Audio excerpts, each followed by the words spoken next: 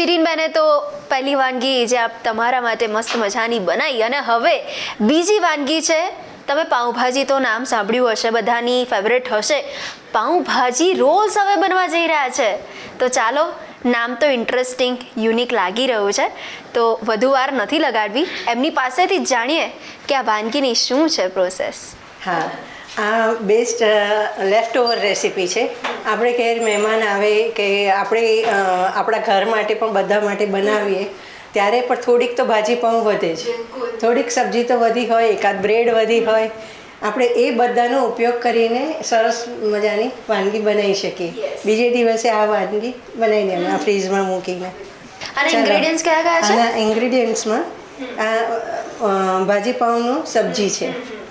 આ એની જ બ્રેડ આપણે પીસીસ કરીને રાખી છે. આને ક્રશ કરવી હોય તો પણ કરી શકાય.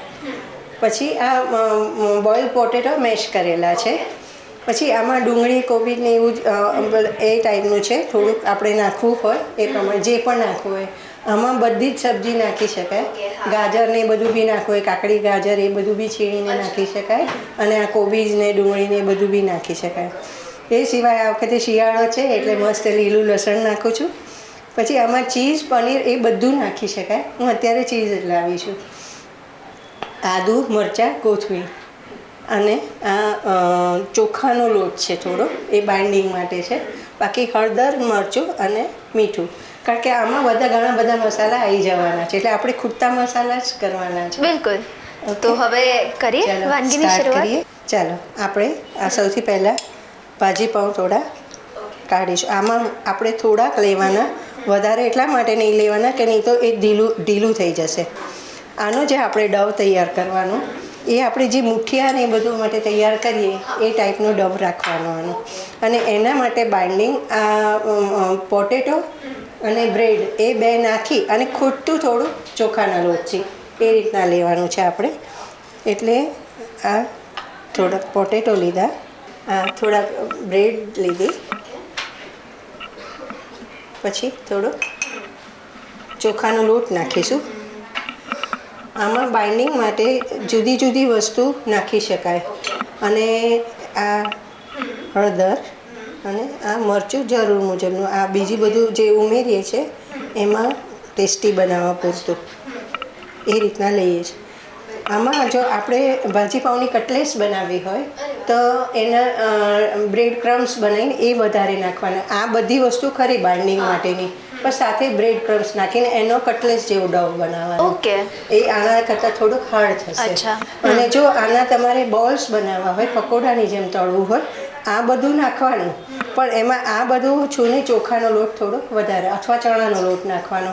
એમાં બ્રેડ ક્રમ્સ તમે ઓપ્ટ કરી લો તો ચાલે, એ ના નાખો તો ચાલે, એ પ્રમાણે.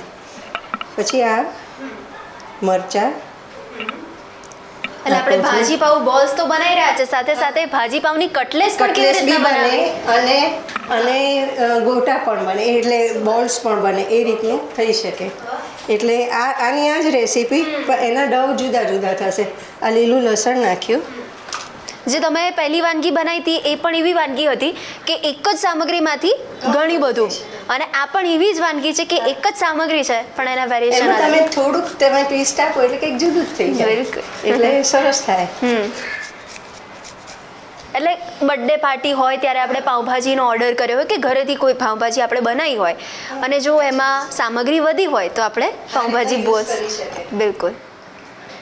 અને જો ક્યારેક મહેમાન આવવાનો હોય ને આવી વેરાયટી જમાડવી હોય તો ક્યાં તો બનાવીને ક્યાં તો તૈયાર લાવીને પણ આ જ વસ્તુ થઈ શકે. એ આખી નવી જ વસ્તુ તૈયાર થશે.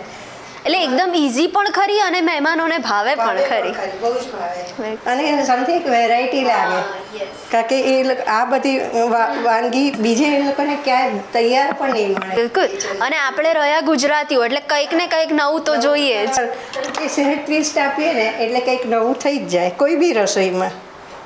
પાઉંભાજી સિવાય તમે પાઉંમાંથી પણ ઘણી બધી વાનગી બનાવતા હશો? હા, હું પાઉંનો યુઝ કરીને પાઉં મિક્સમાં લેવાના. મેં કીધું જેમ આપણે ઢોસા બનાવીએ તો ઢોસામાં બી તમે આવી રીતે પાઉં જે છે એક બાજુ પાઉં રાખી એની પર ક્યાં તો કોથમીરની ચટણી ક્યાં તો નારિયેળની ચટણી લગાવવાની, પછી એની પર ઢોસાનું ખીર પેલું સબ્જી મૂકવાની, પછી એની ઉપર તમારે બ્રેડ મૂકવાની. અચ્છા. એટલે તમે એ રીતના કરીને કરો તો સેન્ડવિચ ઢોસા તૈયાર થાય. જે બ્રેડ જે તમે યુઝ કરીને કરી શકો એ પ્રમાણે થાય. બિલકુલ. એ જ રીતે તમે ધારો કે દાબેલીનો મસાલો છે, સમોસાનો મસાલો છે, એ બધું વચ્ચે બ્રેડમાં મૂકી અને એની સાથે ગમે તે ચીઝ છે, પનીર છે, એ બધું તમે મિક્સ કરીને એવી રીતના તમે કરીને એના પીસીસ કરીને ભજીયામાં બી તળી શકો. એ જ વચ્ચેનું મટીરિયલ ધારો કે દાબેલીનું છે કે સમોસાનું છે, અને એ બે બ્રેડની વચ્ચે ચટણી લગાવી મૂકી દેવાનું અને એ ખીરામાં તળીને કરવાનું. બ્રેડ પકોડાના ભઈ જેવું. અરે વાહ. પણ કંઈક સમથિંગ ડિફરન્ટ. અને આપણી પાસે જે ઘરમાં પડ્યું હોય એમાંથી કરવાનું. એટલે જુદું લેવા જવું પડે એવું નહીં. આ ડવ તૈયાર છે, મુઠિયાનો બનાવીએ એ રીતનો તૈયાર છે. હવે તેલ ગરમ મૂકી દઈશું. એટલે 10 મિનિટ પહેલાં જો ઈચ્છા થઈ મારે કંઈક મસ્ત મજાનું નવું ખાવું છે તો પછી આપણે 10 મિનિટની અંદર પણ રેડી કરી શકીએ. એવી રીતે તમે બ્રેડ જે છે આપણે અપમનો સ્ટેન્ડ હોય, અપમના સ્ટેન્ડમાં બ્રેડ વણીને એવી રીતે રાઉન્ડ કાપીને મૂકી દો. એ જે બેક થાય એમાં તમે ઢોસાનું પેલું એ મૂકો અને એ જ વસ્તુ તમે પહેલાંની સાથે ખાઓ સંભાર સાથે, તો એ ઢોસા કરતાં જુદું એટલે લાગશે. કંઈક અલગ પણ લાગે અને અલગ પણ ટેસ્ટી લાગશે. પણ લાગે. એટલે ટ્વિસ્ટ ક્યાં આપવાનું, કઈ રીતે આપવાનું, એ આપણી આઈડિયા ઉપર જાય છે. કંઈક જ જુદી વસ્તુ બનાવવાની અને જ્યારે જે બી ઈચ્છા થાય, આપણે કંઈક આમ જોયું હોય, જાણ્યું હોય તો એ રીતના બનાવી દેવાની. આ રીતના રોલ્સ તૈયાર કરી દઈશું આપણે. એટલે શિરીનબેન એવું કહી શકાય કે તમે નવું બનાવવાના એકદમ રસીલા છો. બરાબર. એટલે વેરાયટી હોય તો મજા આવે. બિલકુલ. કંઈક ટ્વિસ્ટ કરવાની. યસ. તો હવે ફેસ્ટિવલ નજીક આવતા હોય, દિવાળી, નવરાત્રી, કોઈ પણ ફેસ્ટિવલ હોય એટલે એમાં શિરીનબેન કંઈક ને કંઈક તો નવું બનાવતા હશે. ના, એ વખતે હું નથી બનાવતી. એમાં રૂઢિચુસ્ત વધારે જાય. અને પણ એ વખતે જ્યારે મહેમાન આવે ત્યારે જે ગરમ બનાવવાની એ વસ્તુ બનાવવાની. જે ટિપિકલ જે હોય એ બધા અત્યારે એટલે શું થાય કે અમુક બહારથી લાવે, અમુક પહેલાં એ લાવે, એ રીતના હોય. અમુક ટિપિકલ તૈયાર હોય. પણ આ વસ્તુમાં ગરમ જ્યારે મહેમાન આવે ત્યારે બનાવવાની વધારે મજા આવે. એટલે દિવાળીમાં જ્યારે મહેમાન આવે ત્યારે આ બનાવવાનું. એટલે મહેમાન આવે નવા વર્ષે ત્યારે નવું જ મળે.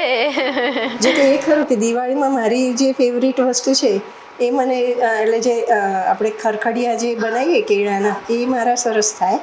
અને મસાલા ચણા એટલે પેલા આપણે મોટા ડાળિયા આવે એ મસાલા ડાળિયા, એ મારા ફેવરિટ છે. એટલે એ કોઈ બી આવે ને તો બધા પૂછે કે મસાલા ચણા બનાવ્યા છે, એવું પૂછે. એટલે બધાને બહુ ભાવે એવી. એટલે આ આપણે મુઠિયાનો લોટ, મુઠિયા જેવો બાંધ્યો છે એટલે એમાંથી રોલ્સ બની ગયા. અને જો કટલેસ બનાવવી હોય તો મેં કીધું એમ આની આ વસ્તુમાં ટોસ્ટ વધારે નાખવાનું, ટોસ્ટનો ભૂકો વધારે નાખવાનો.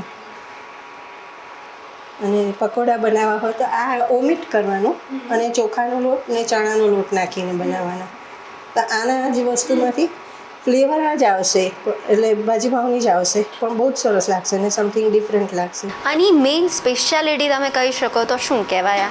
સ્પેશિયલ આમાં ભાજી પાઉનું જ આવે. આની જે ફ્લેવર આવશે એ ભાજી પાઉની આવશે, પણ એ ભાજી પાઉના રોલ્સ બન્યા હશે એટલે એ તમને એક સમથિંગ ડિફરન્ટ લાગશે. ભાજી પાઉં કરતાં જુદો ટેસ્ટ લાગશે, પણ ફરસાણ તરીકે ખાવામાં બહુ મજા આવે. એટલે કોઈ પણ આપણે વાનગી હોય એ બધામાં ટ્વિસ્ટ આપીને તમે સહેજ ટ્વિસ્ટ આપી દો એટલે સરસ વસ્તુ બની જાય. એટલે કહેવાય ને કે તમારી વાનગીમાં થોડી મહેનત ઉમેરાય, થોડો ભાવ તમારો ઉમેરાય અને પછી બની જાય મસ્ત મજાની સ્વાદિષ્ટ ઉપહાર. સરસ. દરેક વખતે વસ્તુ આની આ બને તો કંઈક સહેજ જુદી રીતે બને એટલે મસ્ત વસ્તુ થઈ જાય. સહેજ ઇન્ગ્રીડિયન્ટ્સ બદલાય, સહેજ ટેકનિક બદલાય એટલે આખી નવી વસ્તુ તૈયાર થઈ જાય. એટલે એ ખાવાની વધારે મજા આવે બધાને. ચાલો, બધા વાળેલા તૈયાર છે, ફ્રાય કરી દઈએ.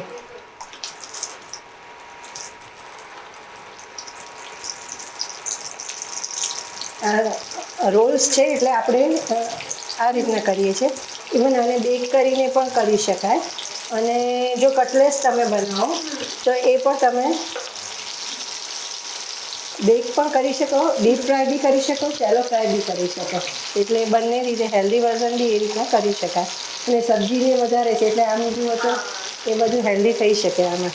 તો આ જ્યારે આપણે કરીએ છીએ ત્યારે સૌથી વધારે ખાસ ધ્યાન શું રાખવાનું? આમાં ખાસ બાઇન્ડિંગનું ધ્યાન રાખવું પડે. બાઇન્ડિંગ આમાં પરફેક્ટ જોઈએ તો જ વસ્તુ પરફેક્ટ થશે અને જો આનો હીટ પ્રોપર હશે તો જ બરાબર તળી શકાશે, નહીં તો પછી એ વેરાઈ જશે.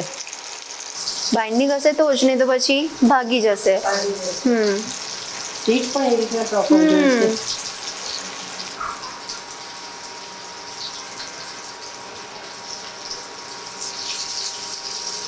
એટલે પ્રોપર આપણે બ્રાઉનિશ કલર ના આવે ત્યાં સુધી આપણે ઓકે.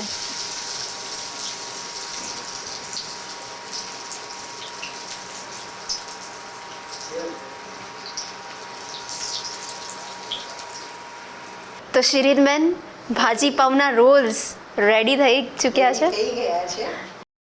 આપણે સરસ સર્વ કરીને આપણે એ રહી અને મહેમાનોને પણ હંમેશા આવું સરસ બનાવીને આપીએ.